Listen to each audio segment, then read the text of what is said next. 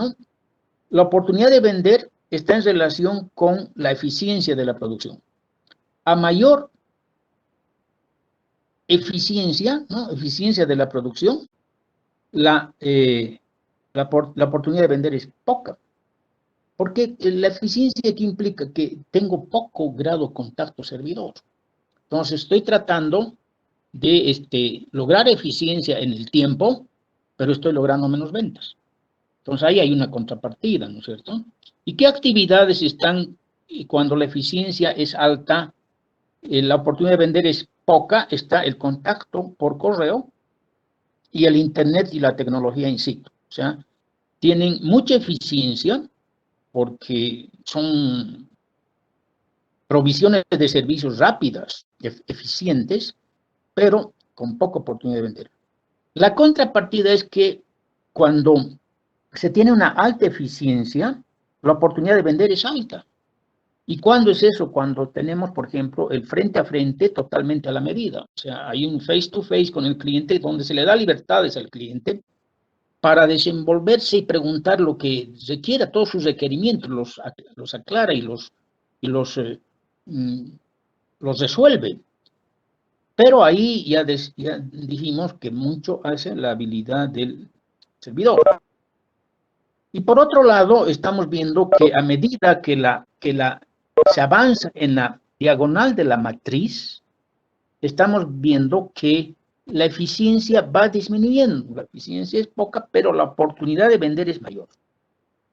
O sea, la matriz nos da esa relación, ¿no? En sus tres ámbitos, el amortiguado, el permeable y el reactivo, donde la eficiencia va aumentando gradualmente, pero lo que tenemos que tener en cuenta es que a medida que la eficiencia va disminuyendo, cuando nos desplazamos en la diagonal principal de la matriz, vemos que la eficiencia va disminuyendo.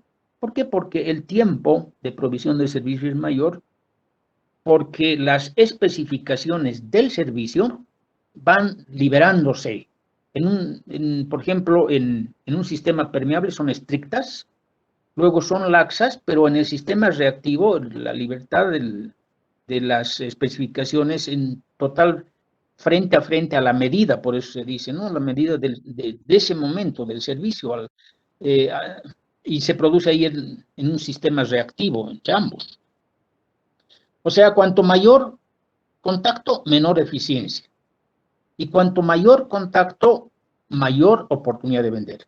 Eso está clarito en esta es la proposición del marketing, que se llama en las explicaciones, dice, la proposición del marketing es que cuanto mayor contacto, hay mayor oportunidad de vender. O sea, ese grado de contacto hay que manejarlo muy bien para no perder eficiencia, porque cuando perder eficiencia implica mayor costo, o sea, implica desperdicio, que eso es lo que hay que tratar de evitar, especialmente en el recurso más importante de la provisión de servicios, que es el factor humano. O sea, el factor humano hay que capacitarlo mucho y tiene que estar muy bien entrenado para lograr mayor eficiencia, pero ahí entra el marketing y dice, no, señores, cuanto menor es el grado de contacto, ¿no? O sea, cuanto mayor grado de contacto, al otro lado, hay mayor oportunidad de vender. Y acá en la matriz existen algunas características importantes que son de los trabajadores, las operaciones y las innovaciones respecto al grado de contacto cliente-servidor. Por ejemplo, ¿cuáles son los requerimientos de un trabajador en el contacto por correo? Aquí dice habilidades de oficina. El trabajador tiene que tener habilidades de oficina para el contacto por correo. En el contacto por internet y tecnología in situ, las habilidades del trabajador deben ser de colaboración, de apoyo, de ayuda, ¿no? En el contacto telefónico, habilidades verbales. En el frente a frente, habilidad para procedimientos, porque es un sistema rígido, ¿no? Ahí todo está dimensionado, ahí el cliente ni el servidor pueden zafarse por ningún lado, es rígido. El trabajador frente a frente, especificaciones laxas, tiene que tener habilidades de gremio, o sea, habilidades de de técnico, ¿no? De gremio, de haber estado de tener cierta capacitación y estudios también en ese gremio. Y por último, las habilidades para el frente a frente, totalmente las medidas, son habilidades diagnóstico, importante. O sea, ahí tiene que tener el servidor habilidades de diagnóstico. ¿De quién? Del cliente. Diagnosticar. Bien, el otro aspecto, el enfoque de las operaciones, en contacto por correo es papeleo, en internet es administración de la demanda, en telefónico es guión de llamadas. Claro, tener un guión de llamadas bien establecido, bien organizado, bien ordenado, y la cosa funciona bien, ¿no? Después, en los frente a frente hay que tener control de flujo. Administración de la capacidad es importante, la capacidad hay que administrarla en el sentido de hacerla eficiente, ¿no? O sea, utilizarla, evitar capacidad ociosa, eficientizar, ¿no? Y luego la mezcla de clientes, que es muy importante en lo que se llama frente a frente, totalmente a la medida. Y en cuanto a las innovaciones tecnológicas, el tercer renglón de este cuadro, porque este cuadro nos está explicando las características tanto de los trabajadores como las operaciones y las innovaciones, pero en función de cada uno de los el grado de contacto cliente-servidor en los tres ámbitos, en el amortiguado, el permeable y el reactivo, pero las diferentes posiciones en el grado de contacto cliente-servidor desde el punto de vista de ningún contacto, ¿no?, a algo de contacto y a mucho contacto. En cuanto a las innovaciones tecnológicas, en cuanto a lo que se refiere al contacto por correo, lo que se tiene que tener una buena automatización en la oficina, en Internet, métodos para las rutas, o sea, ubicarse en cuanto a direcciones, ¿no es cierto? Direcciones de Internet y tecnológicas, bases de datos de computadoras para contacto telefónico, o sea, son innovaciones tecnológicas que apoyan al buen desenvolvimiento en cada una de estas actividades de servicio de acuerdo al grado de contacto servidor. Por ejemplo, en frente a frente con especificaciones laxas, el autoservicio es una innovación tecnológica de mucho éxito porque genera, mejor dicho, mucho ahorro en mano de obra, que es la más cara en los servicios. Y acá en innovaciones tecnológicas respecto al frente a frente están los equipos de cliente-trabajador. Hay muchos equipos que ayudan a la provisión del servicio en ese grado de contacto. Como ven, entonces, esta matriz para el diseño de un sistema de servicio es muy importante. O sea que no se puede perder de vista todo lo que está acá, mencionado acá, cuando uno está haciendo el diseño del sistema de servicio. Ojo, ¿no? Entonces, no estamos haciendo ahí el diseño de la organización. Bien, por otro lado, siguiendo con la descripción que habíamos visto, ese enfoque panorámico de esta lección, que es muy importante desde mi punto de vista, para mí es muy importante por la gran cantidad de generación de mano de obra que esta actividad genera, pues, ¿no? Dice, usos estratégicos de la matriz.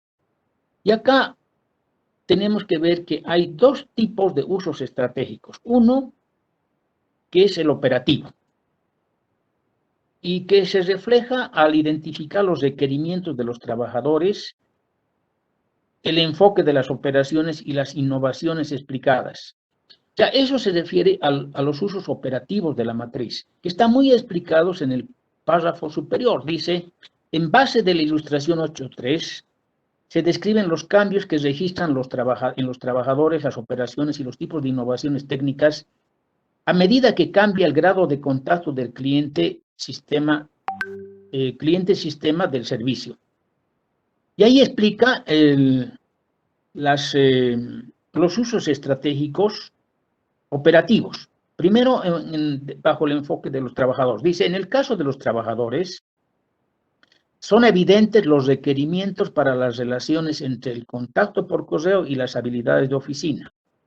En las situaciones frente a frente, con especificaciones estrictas, requieren habilidades para el procedimiento particular, porque el trabajador debe seguir una rutina para desempeñar un proceso de gran volumen estandarizado.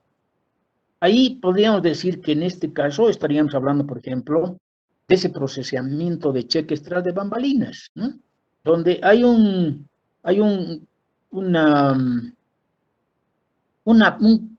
grado de contacto cliente-servidor bajo.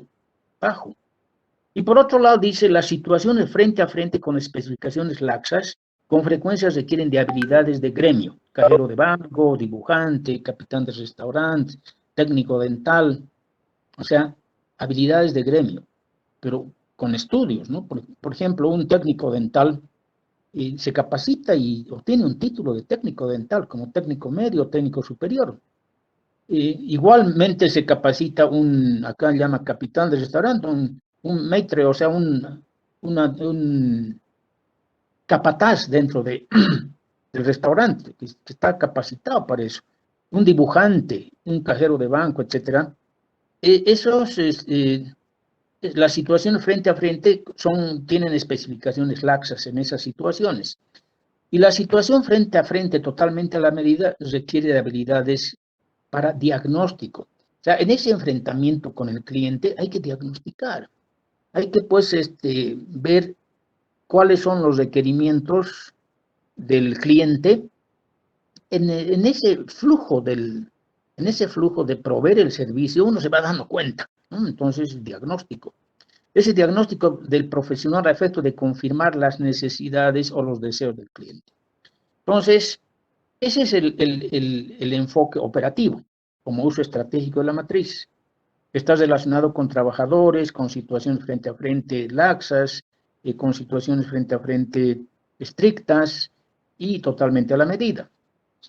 Cuando hablamos de los aspectos estratégicos, hay que tener en cuenta estos 4 puntos. 4 puntos. Primero, permitir la integración sistemática de las operaciones y la estrategia de marketing. Integración sistemática entre operaciones y marketing. Dice, por ejemplo, la matriz indica que no tendría mucho sentido en lo que se refiere a las ventas que una empresa de servicios invierte en trabajadores muy capacitados y piensa operar utilizando especificaciones estrictas. Eso es de lógica, ¿no es cierto? Si las operaciones son estrictas, las especificaciones son estrictas, ¿para qué yo voy a capacitar trabajadores si el trabajador va a seguir una rutina de provisión en el servicio con especificaciones estrictas? Entonces, lo capacitaré pues para un sistema de encuentro frente a frente, totalmente a la medida, donde ahí las especificaciones son libres. Y para eso sí tengo que capacitarlo. Segundo, dice aclarar exactamente cuál combinación de servicios está brindando la empresa en efecto. O sea, la combinación de servicios se tiene que analizar a lo largo de la diagonal principal de la matriz, ¿no? Entonces dice, incorpora las opciones para la prestación que aparecen en la línea diagonal y se estará diversificando en su proceso de producción. O sea, ¿qué es lo que nos está diciendo? Que a medida que las empresas van perfeccionándose, van subiendo en la diagonal de la matriz y van logrando mejores condiciones de provisión de servicio. Es lo que ocurre en la manufactura también. En la manufactura, los talleres artesanales tienden a ser pequeñas empresas con el tiempo, microempresas, pequeñas empresas, y van ganando campo de acción en esa diagonal principal que se tiene también en la matriz de los bienes, ¿no? de la manufactura. Después el 4 dice, 3, permitir la comparación con la manera en que otras empresas brindan servicios. Muy importante es esto. O sea, la comparación, permitir comparaciones con otras empresas respecto a los servicios específicos que se están brindando. Y eso es un uso muy importante, estratégico de la matriz, porque esas comparaciones nos ayudan mucho a nuestra competitividad, desde luego, ¿no? Dice, permitir comparación con la manera en que otras empresas brindan servicios específicos. Esto sirve para detectar la ventaja competitiva de la empresa. Y por último, indicar los cambios evolutivos o del ciclo de vida que pudieran ser necesarios a medida que la empresa crece. Entonces, esos cambios, a medida que la empresa crece, les explicaba, están en esa diagonal principal de la matriz. Se va escalando esa diagonal y se va, digamos, logrando cambios evolutivos o de ciclo de vida que pudieran ser necesarios a medida que la empresa crece. Por ejemplo, la evolución de la prestación de un servicio se puede mover en cualquiera de las dos direcciones a lo largo de la diagonal como resultado de un equilibrio entre ventas y eficiencia. Claro, ya nos han dicho en la matriz, claramente nos han dicho que cuanto mayor es el grado de contacto, es mayor la oportunidad de vender. Entonces, nos podemos nosotros mover en la matriz para lograr mayor eficiencia o lograr menor eficiencia también, si quisiéramos, pero para, como contrapartida, tener mayores ventas, como contrapartida, ¿no es cierto? Entonces, acá tenemos usos estratégicos de la matriz, pero también tenemos usos operativos de la matriz. Es muy importante, los operativos están en función de los trabajadores y todas las situaciones posibles que hay en cuanto a los ámbitos amortiguado, permeable y reactivo de la matriz. Acá viene un tema muy interesante y muy importante que son los planos de los servicios y la protección contra fallas. Entonces, como ven, planos de los servicios es un término clave de la lección y POCA-IOC es también un término clave. Los términos clave son los más importantes en la lección que hay que tomarlos muy en cuenta.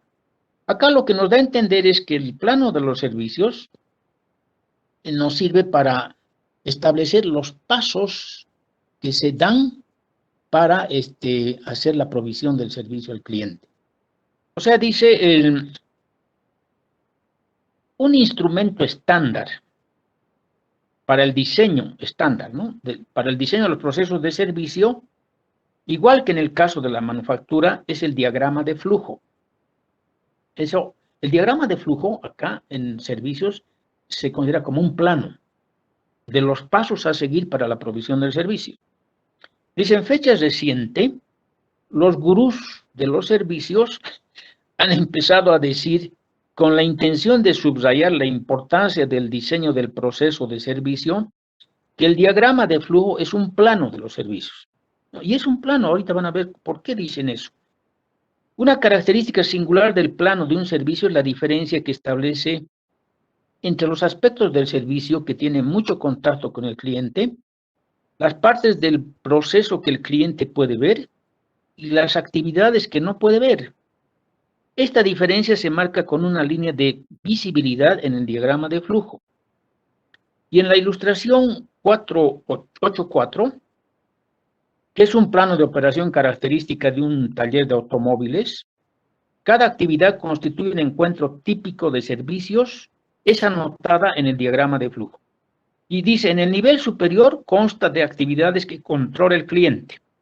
A continuación están actividades que desempeña el gerente del taller, o sea, el que está atendiendo al cliente, que en realidad es un jefe de taller el que hace esta recepción. El tercer nivel representa las actividades de reparación que desempeña el taller y el nivel más bajo representa la actividad de contabilidad. Este plano básico describe las características del diseño de servicio, pero no proporciona líneas directas que indiquen cómo lograr que el proceso se ajuste al diseño. Pero aquí viene lo más importante. Una forma de abordar este problema es aplicar POCA-IOCs, ¿no? Son procedimientos que impiden que los errores inevitables se conviertan en un defecto en el servicio. Y POCA-IOC traducido al japonés quiere decir evitar errores en japonés. O sea, son comunes en las fábricas. En las fábricas se utiliza mucho POCA-IOC, aunque los POCA-IOC de las fábricas que producen bienes son diferentes. No sé si hemos visto con ustedes algún POCA-IOC en manufactura, pero no, se ve con más amplitud en el siguiente curso de operaciones. los POCAYOCs en manufactura. Pero acá en servicios nos van a dar una idea clarita si vemos el plano del servicio para la operación de un taller de automóviles. Tenemos 4 líneas, ¿no? Fíjense, hay una línea central, ¿no? En esa línea central hay 2 superiores, una línea punteada que divide la parte superior, donde en la parte de más arriba, ¿no? Más arriba de la línea punteada, son actividades que controla el cliente. ¿Qué actividades? Llamadas de los clientes para hacer cita al servicio, el cliente llega con el vehículo, el cliente explica el problema, el cliente aprueba el servicio, etc. Entonces, todo lo que la actividad que controla el cliente está en ese nivel. En el nivel intermedio están las actividades que desempeña el jefe de taller, el gerente de taller, el que hace la recepción. ¿Cuáles son? Recibir al cliente, obtener información sobre el vehículo, hacer el diagnóstico preliminar, ver si la causa está clara, y si no está clara, hacer un diagnóstico detallado del problema, pero eso ya está en la parte de abajo donde el cliente ya no participa. Ahí está actividades de reparación del taller, está por debajo de la línea punteada central, y dice el departamento de servicios programa las citas, hay un diagnóstico detallado del problema si es que la causa no está clara, y también se hace una preparación y estimado del tiempo y costo ya para pasar a facturación.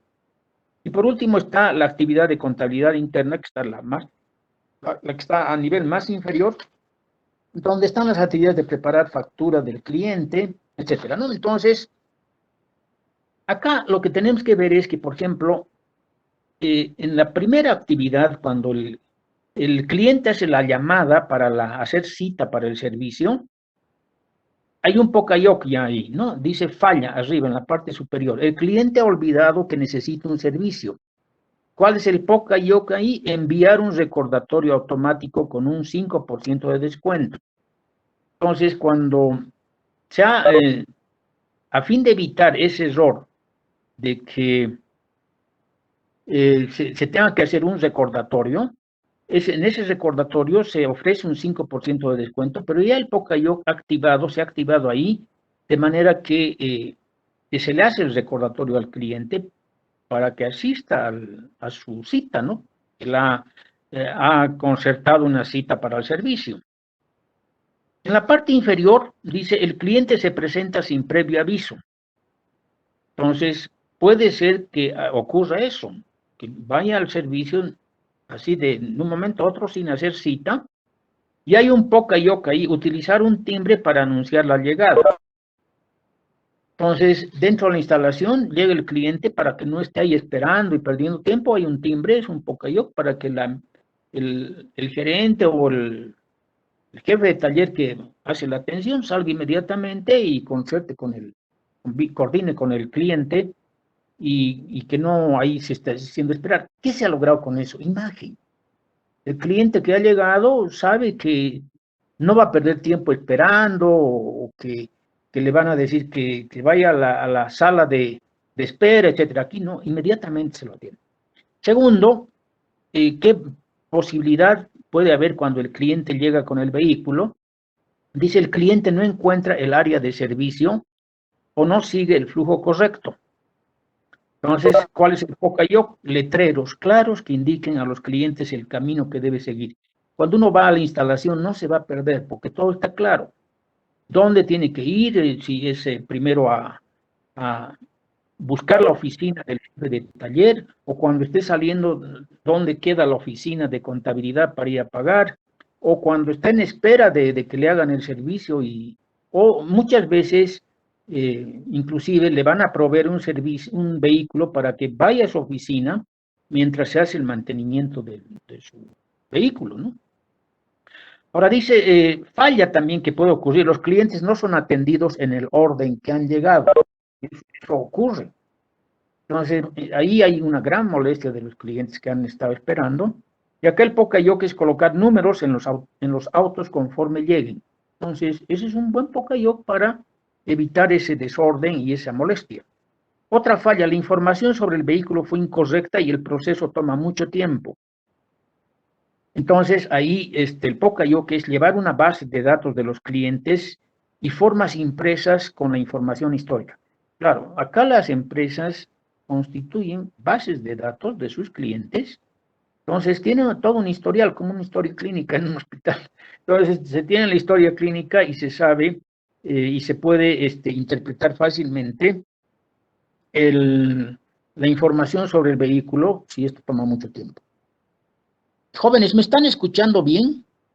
Creo que hemos llegado a la hora ya. ¿Cómo es, Magalí? Usted no me atiende cuando le pregunto. Licenciado, sí le estoy respondiendo. Sí hemos escuchado bien, en mi caso no tenía ninguna falla. Los compañeros también están mandando señales por el Webex, no sé si puede ver. Todos le han atendido bien y sí, ya se cumplió el horario, ¿no? Perfecto. A ver, a Jocelyn le vamos a preguntar, a Jocelyn Choque, que ha llegado, la primera que ha llegado esta mañana al curso. ¿No es cierto, Jocelyn? ¿O ayer fue? Hoy, ¿no? Ya de ayer fue, Jocelyn. pero es un poquito tarde. Ayer, pero llegó temprano, ¿no? Dígame, ¿cómo me ha escuchado? Licenciado, por mi parte estaba bien, solo que yo tenía problemas de conexión, me estaba conectando a través del celular. Estaba bien. O sea, son problemas en su dispositivo, ¿no? Sí, sí, tengo problemas en mi dispositivo. Usted. Bueno, entonces tiene que mejorarlos. Raquel, ¿cómo me ha escuchado? Buenas tardes, licenciado. Yo le escuché durante toda la clase perfectamente, licenciado. Muy bien. ¿Y me ha entendido lo que he explicado? Sí, licenciado. Pues no tengo ninguna pregunta. Es que implicaría que me han entendido muy bien todos, ¿no? A Sí, ver, licenciado, una consulta respecto al bueno, instructivo 3 sobre la práctica principal 2. Estaba revisando ayer y me ha surgido esa duda que dice, aquí dice problemas, tema de práctica principal, dice ejemplos, no hay ejemplos en el capítulo 8 del texto y no hay problemas resueltos en el capítulo 8 del texto.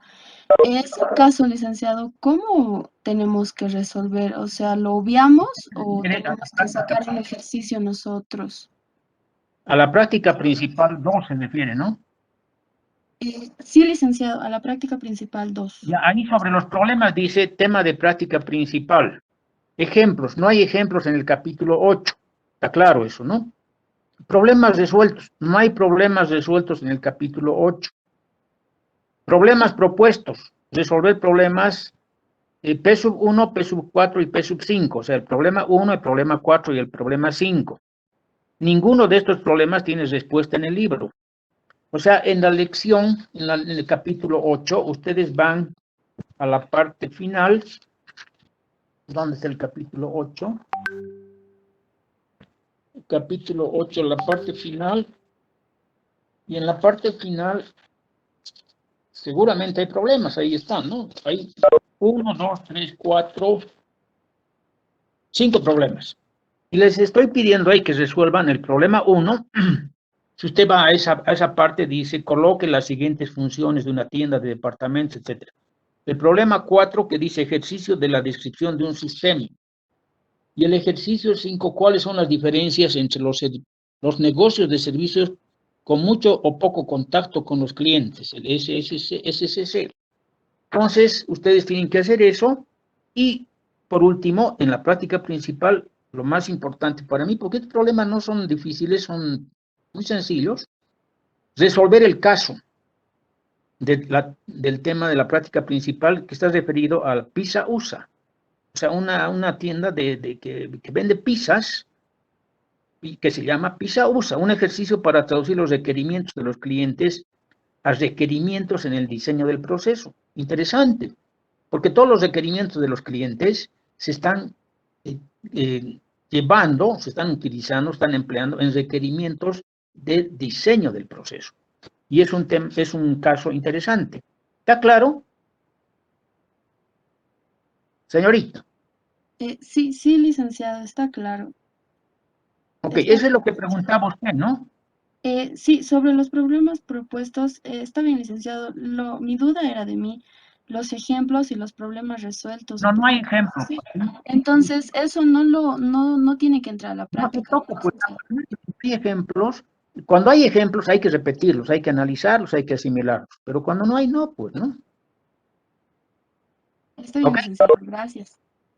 Jóvenes, entonces mañana, la próxima semana vamos a terminar esto y les voy a mandar el instructivo número 5 este viernes, para que el día lunes, a mediado de clase, que al momento que terminemos, que comencemos con la próxima lección. No se olviden de que tenemos ya previsto el examen para el 26 de abril, el segundo parcial. Por consiguiente, tenemos que acomodar todo el avance de materia en función de ese tiempo y también la parte práctica, ¿no? Entonces, tenemos que ir a un paso, a un ritmo de avance adecuado para cumplir con nuestro plan. Jóvenes, entonces me despido de ustedes hasta la próxima semana. Hasta luego a todos. Hasta luego, licenciado. Hasta luego, ingeniero. Gracias.